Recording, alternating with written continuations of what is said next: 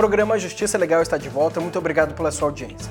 No quadro Entrevistas de hoje, nós temos o prazer de receber a desembargadora Salete Somariva, e o assunto é Direito à Intimidade Genética e Banco de Perfil de DNA de Criminosos.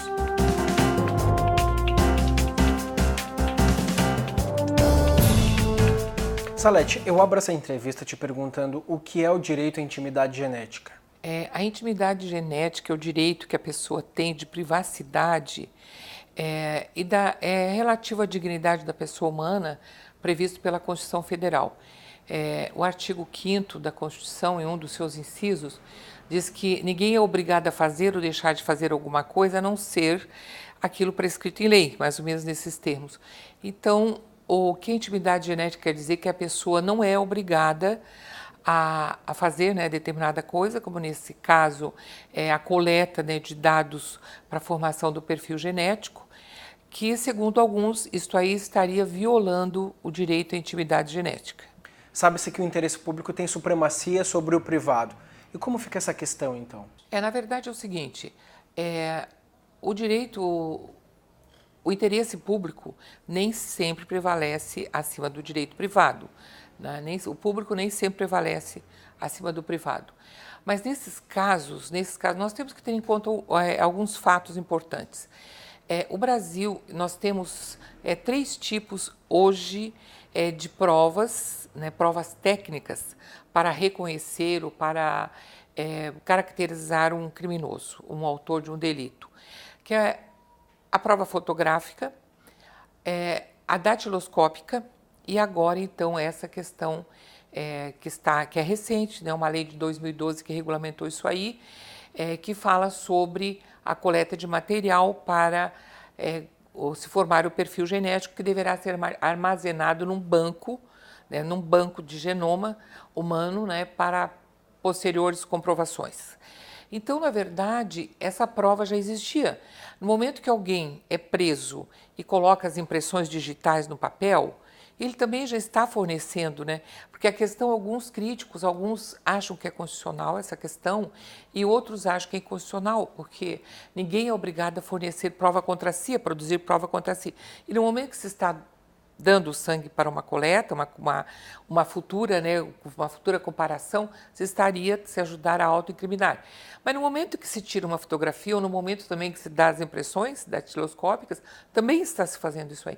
Então eu não vejo assim como nós entendermos. É claro que tudo tem que ser com determinado respeito, O Estado tem limitações e o cidadão também tem os seus direitos a serem preservados. Mas de acordo com como foi feita a lei, de acordo com o entendimento também atual, ficou bastante preservado o direito do cidadão. Porque esse material, quando ele é colhido, ele é separado. Ele é separado, por exemplo, as questões das características físicas e as questões das predisposições de saúde, de problemas que possa vir ter futuramente com doenças, fica separado. E fica só nesse banco de dados, então, separadamente, essas células, esse material genético que vai poder fazer essa comprovação. Daquele material que foi colhido vamos dizer assim, do suspeito ou do criminoso, com aquilo que foi encontrado na cena do crime. Então, de formas que ele vai ter seu direito preservado. Ele não vai ter as suas características físicas nem predisposições. Vai ficar armazenado apenas essas células, esse material científico para fazer essa comparação. Então, nesse caso também há uma preocupação da lei também, porque esse banco de dados, ele está sob os cuidados do executivo, o executivo que vai gerenciar esse banco de dados. E vai ser cuidado, vamos dizer assim, por peritos criminais especializados. E essas pessoas vão ter que ter o compromisso, porque eles vão responder civil e penalmente, se vazar algum daqueles dados ali. Aqueles dados só podem ser vazados, só podem ser repassados para o juiz quando pedir, e outros, obrigatoriamente, em 2 casos específicos. Então, se houver um vazamento de informações, um vazamento de dados desse banco de dados, o responsável poderá ser punido civil e penalmente também. Em maio desse ano, o STF ouviu especialistas para discutir essa questão da constitucionalidade da coleta de DNA de criminosos. Na sua opinião, é constitucional ou não? Na verdade, efetivamente o STF fez uma audiência pública, em 25 e 26 de maio desse ano, num processo, até em relação ao processo em que é relator o ministro Gilmar Mendes, e que ele concedeu repercussão geral nesse processo. É um recurso extraordinário, onde um condenado debatia a questão da inconstitucionalidade porque violava vamos dizer, os direitos dele, né? Que ele não tinha, que o Estado não teria esse direito de usar essa prova contra ele. Só que alguns dados, eu particularmente, diante da situação, como o Brasil se portou e se porta com a legislação, eu sou a favor. Porque o mais interessante disso tudo é que essa coleta de materiais, às vezes, ela pode não mostrar que o cidadão ele é culpado. Ele até pode comprovar que ele esteve na cena do crime, que ele estava lá, que ele estuprou, mas não há uma comprovação. Mas ele pode comprovar, de outro lado, que alguém está cumprindo uma pena ou está preso porque é inocente. Inclusive, o primeiro exame de DNA, isso foi dito por um perito federal que estava nessa audiência pública, Guilherme Jaques, ele disse o seguinte, que o primeiro exame de DNA no mundo, que foi usado no mundo, acabou por absolver um réu que estava preso há bastante tempo e era réu confesso. E nós sabemos, às vezes, como essas confissões são obtidas, né? Eu acho que nós já progredimos muito, mas até um tempo atrás nós estávamos assim no sistema medieval, a polícia não tem instrumentos necessários para averiguação e se obtinha essas confissões das formas mais selvagens possíveis. Então, essa pessoa, ele estava cumprindo pena há bastante tempo, ele foi absolvido através do exame de DNA e ele havia confessado. Então, essa comparação dos perfis genéticos, ela pode, inclusive, também ajudar na absolvição de uma pessoa. E o importante é que aqui no Brasil a legislação funciona da seguinte forma. É só em 2 casos que pode ser feita essa coleta. Antes, quando começa uma investigação, houve um crime, há vários suspeitos. Então, ou o delegado ou o Ministério Público, através de representação, vão solicitar ao juiz a autorização para fazer essa coleta. E o juiz, então, fundamentadamente, o magistrado, só tem que ser por decisão judicial, não tem outra forma. Mesmo que a polícia tenha certeza. E também a polícia, o aparato policial, o Ministério Público tem que provar que realmente aquela prova seria interessante para a comprovação. Então, há essa questão que é antes, no momento em que se inicia uma investigação, que pode ser requerido o magistrado, só com decisão judicial, e também, obrigatoriamente, de acordo com o artigo 9º, letra A, da Lei de Execuções Penais, que agora foi introduzido essa letra nesse artigo pela Lei 12.654, essa lei que veio regulamentar essa questão, né, do genoma humano. E, nesse caso, a Lei de Execuções Penais diz que é obrigatório aqueles condenados por crimes de grande violência, roubos com armas e todos aqueles crimes considerados hediondos pela Lei 8.072. Esses, obrigatoriamente, eles têm que fazer essa coleta, mas de uma forma muito discreta, indolor, etc., que não venha, né, a ferir a dignidade da pessoa. Nesses casos é obrigatório, é armazenado nesse banco de dados. Quando quando é extraído esse material, quando começa o processo, quando se inicia, né, a investigação, ele tem um tempo para esse material ficar armazenado no banco. E o tempo se conta pela prescrição daquele crime. Por exemplo, o crime de roubo vai prescrever em tantos anos. Então, aquele material só pode ficar guarnecido durante a vigência, né, enquanto houver a possibilidade dele ser condenado por aquele crime. Quando prescreveu, aquele material tem que ser retirado, excluído. E também, na segunda hipótese, que são aqueles condenados por regime, por crimes de alta periculosidade e hediondos, também há um tempo determinado, depois de cumprida a pena, enquanto ele estiver cumprida a pena, cumpriu a pena, também tem que ser retirado dos bancos aquele material. E esse perito, o Jaques, o Guilherme Jaques, ele esteve nessa audiência pública e ele assim, trouxe alguns dados interessantes. Por exemplo, que no Brasil, o Brasil usa o sistema CODES. Eu não sei bem exatamente ainda como é que funciona o sistema CODES, acho que nem também não sei se teríamos acesso, que é o mesmo modelo usado pelo FBI. Então, ele é de fácil identificação, né?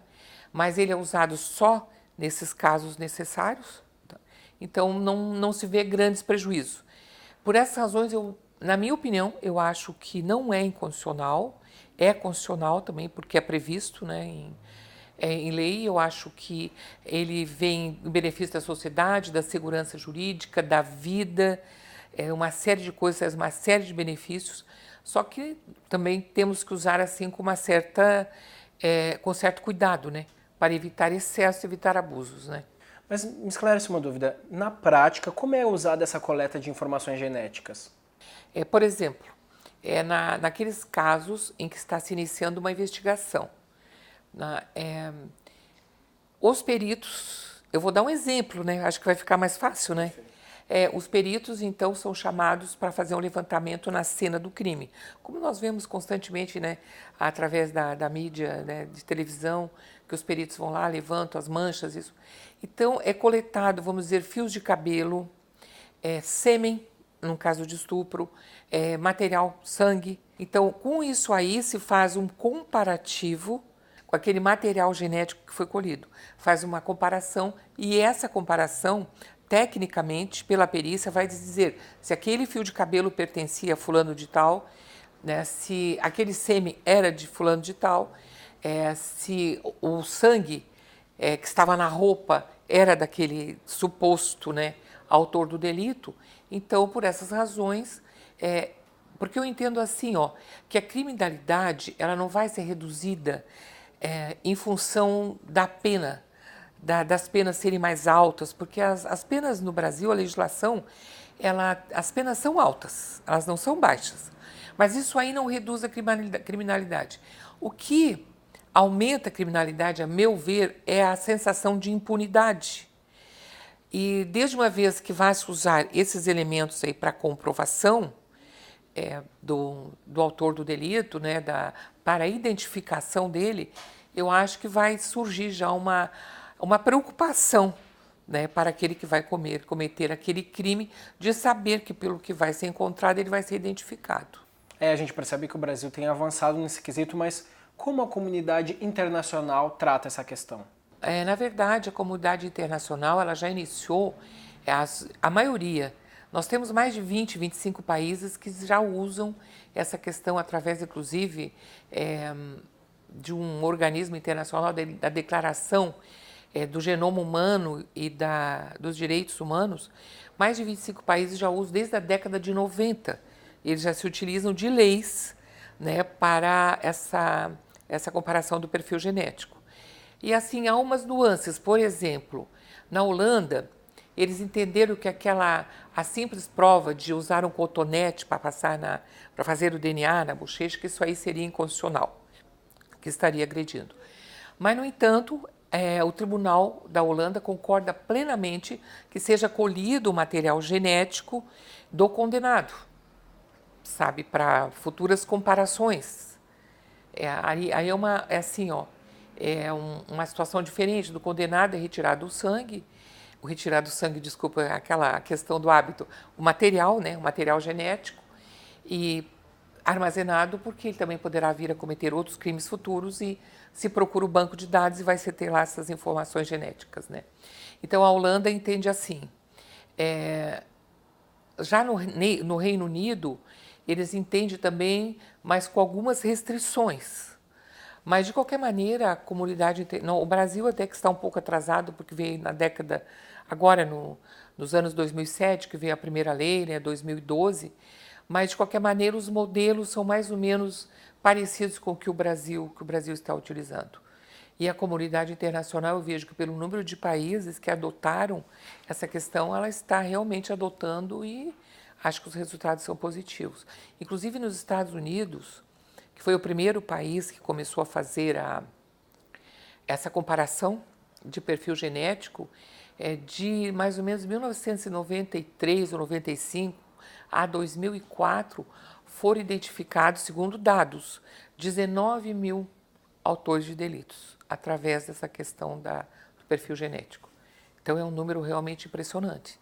Por isso que eu acho que é benéfico para a sociedade, é benéfico, né, para a justiça, é benéfico para todo mundo. Assim como também houve casos em que foram comprovados que alguém que estava cumprindo pena e era acusado de ter cometido um delito, ter sido absolvido porque não era ele, em função dessa comparação. Salete, muito obrigado pela sua entrevista, muito esclarecedora. Eu que agradeço. E com essa brilhante entrevista, chegamos ao fim de mais um programa Justiça Legal. Muito obrigado pela sua audiência e te esperamos na próxima semana. Até lá!